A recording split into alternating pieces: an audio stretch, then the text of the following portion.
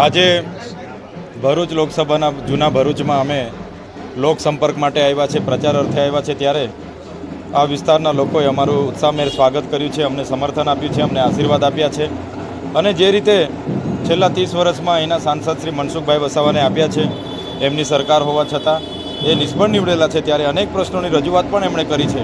એમણે કીધું છે, ચૈતરભાઈ તમે આવો તો આટલું કામ તમારે કરવું પડશે. ગટરની વ્યવસ્થા હોય, પીવાના પાણીની વ્યવસ્થા હોય, અહીંના મકાનની વ્યવસ્થા હોય, ત્યારે અમે ચોક્કસ જે રીતના નર્મદાનો પૂર આવ્યો અને નુકસાન અહીંયા વિસ્તારમાં થયું છે, ત્યારે એ લોકોને વળતર પણ આજે નથી મળ્યું, ત્યારે લોકોની વેદના, એનો આક્રોશ પણ અમે સાંભળ્યો છે.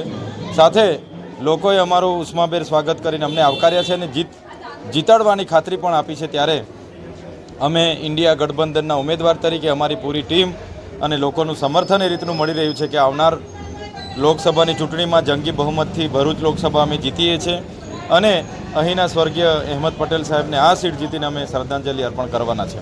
જો આપે ઝઘડિયા ન્યૂઝ ચેનલ સબસ્ક્રાઇબ ન કરી હોય તો સબસ્ક્રાઇબ કરી, લાઇક કરી, બેલ આઇકોન દબાવો. રોજ તમારી આસપાસ બનતી ઘટનાઓની માહિતી મેળવો. ધન્યવાદ.